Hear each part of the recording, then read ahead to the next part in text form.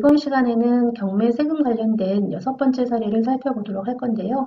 임차인이 낙찰자가 된 경우에 취득가액이 어떻게 계산이 되는지를 살펴보도록 하겠습니다.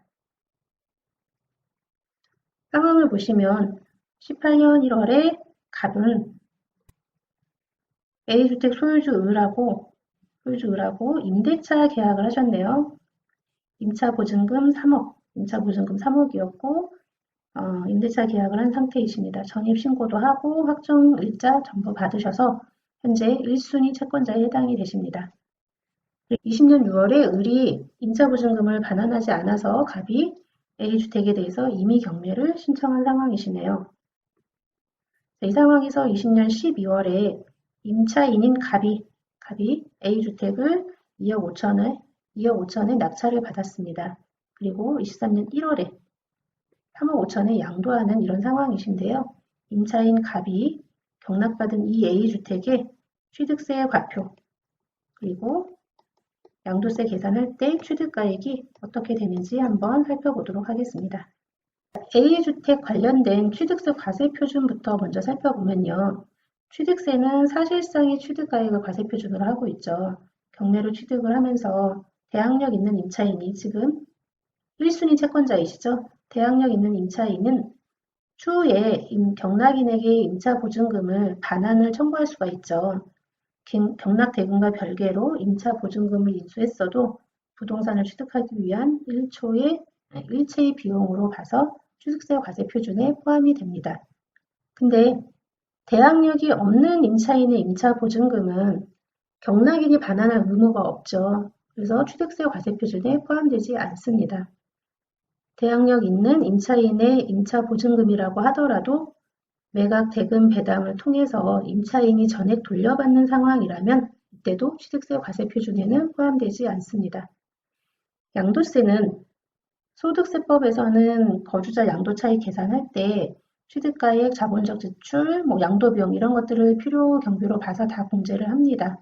이때 취득가액은 취득에 실제로 소요된 비용을 의미하는데 임차인이 낙찰자가 된 경우라면 이 회수된 임차 보증금이 취득가액에 포함이 되느냐에 대한 논란이 있었습니다.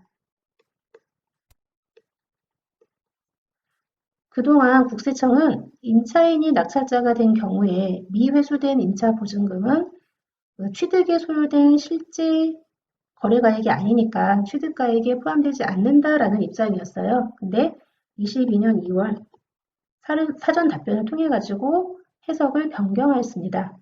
어떻게 변경을 했냐면 대항력 있는 임차인이 해당 임차주택을 경락받아서 양도할 때는 임차인이 회수하지 못한 미회수 보증금을 취득가액에 포함한다라고 해석을 변경했습니다.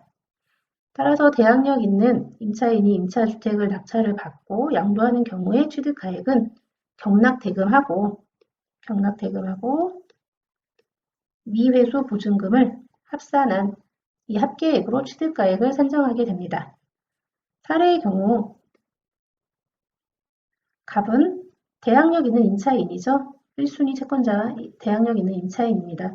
A주택을 낙찰을 받았기 때문에 미회수된 임차보증금, 지금 2억 5천, 내가 지금 보증금을 낸 건 3억이었는데 2억 5천만 지금 회수가 되는 상황이죠.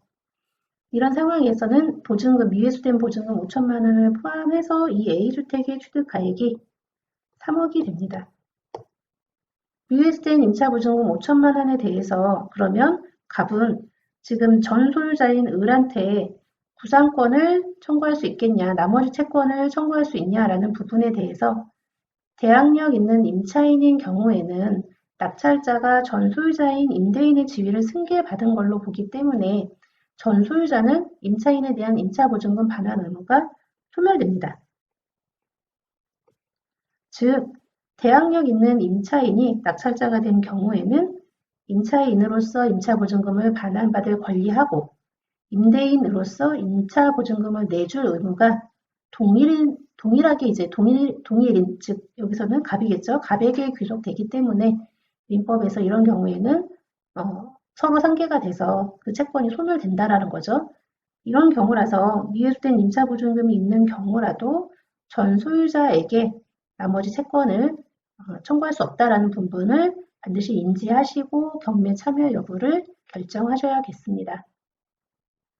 만약에 위 사례에서 임차인이 대항력이 없는 상태에서 낙찰을 받은 경우도 한번 살펴볼까요? 부동산의 양도에 대한 양도 차익은 실질 거래가액에 의해서 산정을 하는데요. 취득가액은 그 자산 취득하는 당시에 실제 거래된 실질 거래가액을 말하는 거기 때문에 부동산을 경매받아서 취득하는 경우에 경락대금이 실질 거래가액이 되고요. 경락으로 취득하는 부동산에 대항력이 있는 전세권이나 임차권이 설정이 돼 있어서 그 부동산의 경락대금과는 별개로 전세권자나 임차인에게 반환할 의무가 있는 전세보증금이나 임차보증금은 실질적으로 그 부동산을 취득하는 데 소요된 대가로 보죠.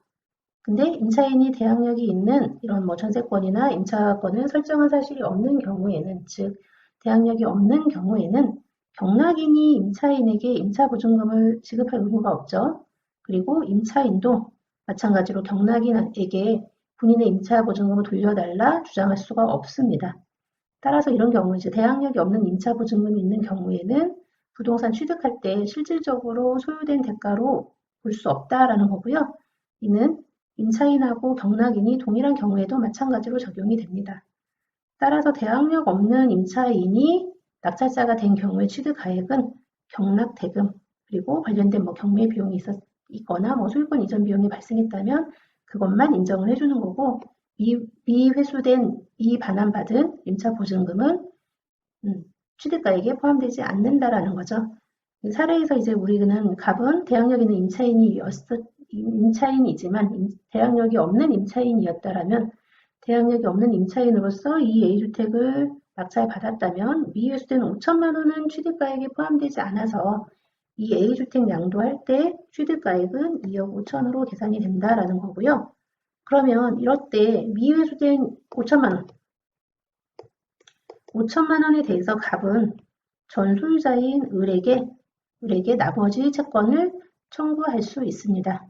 대항력이 없는 임차인이 있는 경우에 낙찰자는 전 소유자인 임대인의 주의를 승계한 게 아니기 때문에 전 소유자의 임차인에 대한 채무는 그대로 남게 되는 거죠. 따라서 갑은 보증금 전액을 만약 배당받지 못하는 상황이 된다면 나머지 못 받은 돈에 대해서는 전 소유자에게 임차보증금 반환을 청구할 수 있는데요. 청구할 수 있다고 해가지고 다 회수가 될지는 알 수는 없지만 경락을 받은 사람에게 내 미회수 보증금을 반환해 달라라고 요구할 수는 없다라는 부분, 대항력이 없는 임차인은 그 부분까지 정리를 하시면 되겠습니다. 대항력이 있는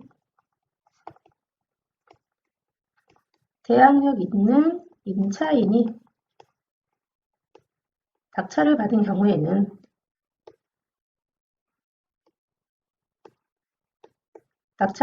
경우에는 취득세 과세 표준은 경락대금하고 그리고 경매 비용은 당연히 포함이 되고요. 관련해서 미회수된 임차보증금이 있다라면 이 부분까지 모두 취득세 과세 표준이 된다라는 거죠.